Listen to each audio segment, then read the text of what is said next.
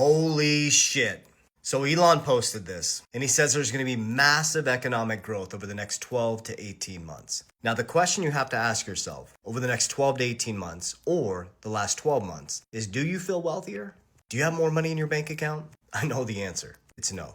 But let's explain what he means by this. I'll share with you my position on what I think is going to happen, and I'll share with you how I've navigated 2020 to 2025, and how I'm going to navigate 2025 to 2030 to become wealthy.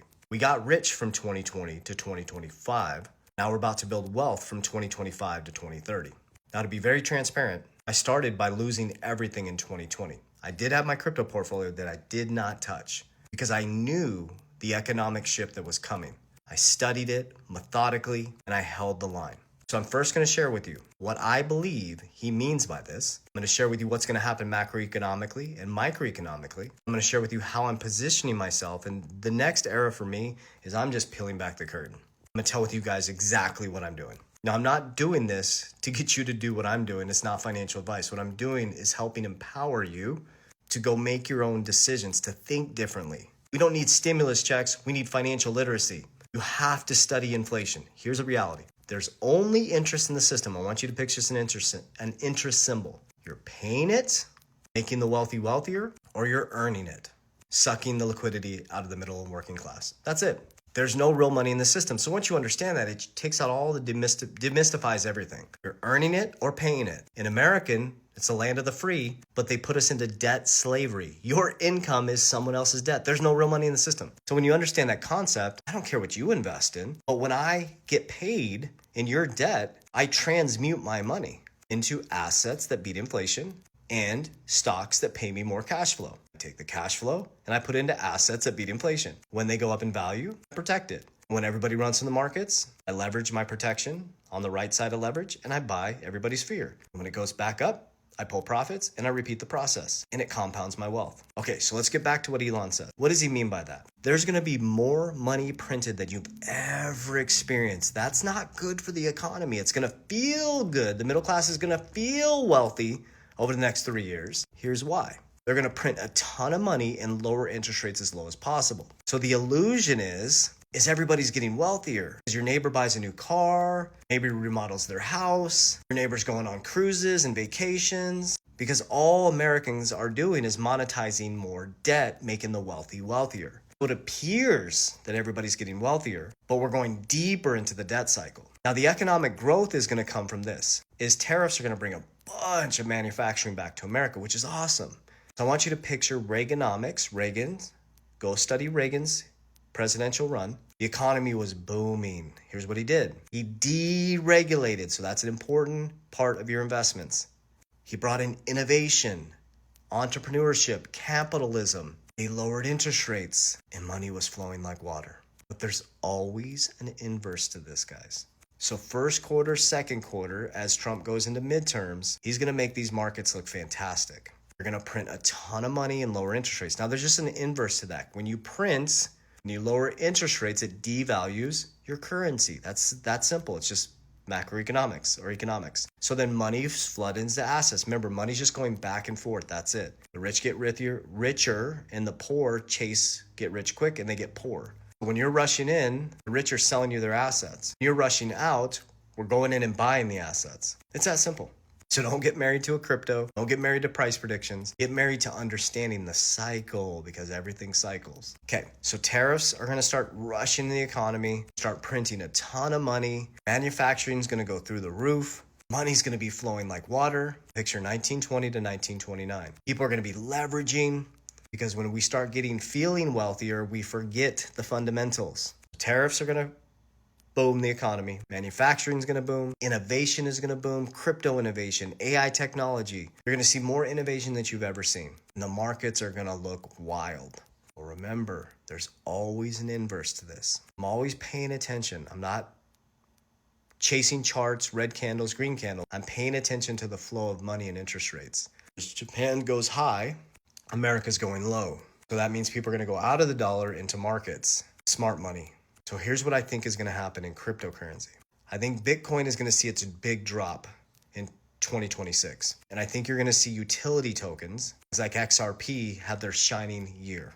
Because now we're going into innovation and technology. Banks are coming into cryptocurrency. There's a liquidity crisis. Money needs to move at the speed of light. As AI technology comes in, money has to move at the speed of light. We got a transaction layer like XRP, XLM, XDC, all these different things. And I'll share with you my exact assets at the end. You make your own decision. There's a lot of cool innovation coming in. AI, cryptocurrency, banks are coming into crypto. Ripple's becoming a bank. Kraken's becoming a bank. Coinbase is going to become a bank. You're going to see the biggest transformation in your banking model than you've ever seen. So there's a hint for you. Where would you position yourselves? But as you position yourself, you have to think of two things. One, will this survive regulation and be here the next 10 years? And two, will it beat inflation? I don't care what you invest in, you have to beat inflation. Because when you print money in a low interest rate environment, your dollar becomes worthless. It's already collapsed 96 to 97% since the Federal Reserve was created. Do you think it's going to go up in value or down in value when they print a ton of money in a low?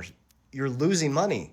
You got to take your income and you got to transmute it, richest man in Babylon, into things that either preserve your wealth or grow in value over time. Okay, so Q1 2026, I think is going to be very bullish. Q2, paying attention to the back end of 2026, I think Bitcoin's going to come down pretty hard, but I think utility tokens like XRP are going to decouple a little bit and hold their value and increase in value over time. But remember, there'll always be a cycle. So here's how I do it. So every time I get paid, it's your debt. And when you get paid, it's my debt. There's no money in the system. So I'm getting paid in debt. That's weird. It's slavery. So when I get paid, I invest first and then I spend last. So I take my first fruits, I put 10% into dividend stocks at high risk, high return option dividends, things like Stretch that have come out by Michael Saylor. They give you guaranteed 10%. You have Warren Buffett style, Coca-Cola, Apple, study dividend stocks. That's true passive income.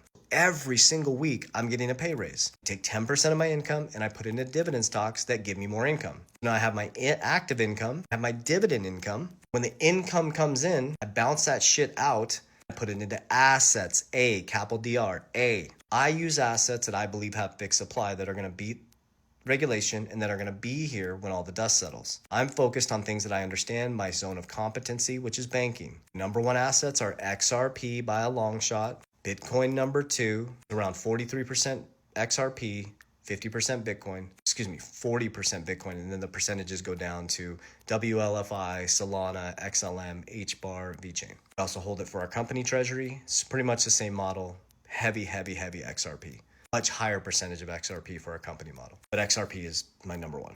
Okay, that's my digital asset side. I have many other cryptos that I'm going to consolidate into top four, which is XRP, Bitcoin, Solana, and WFI.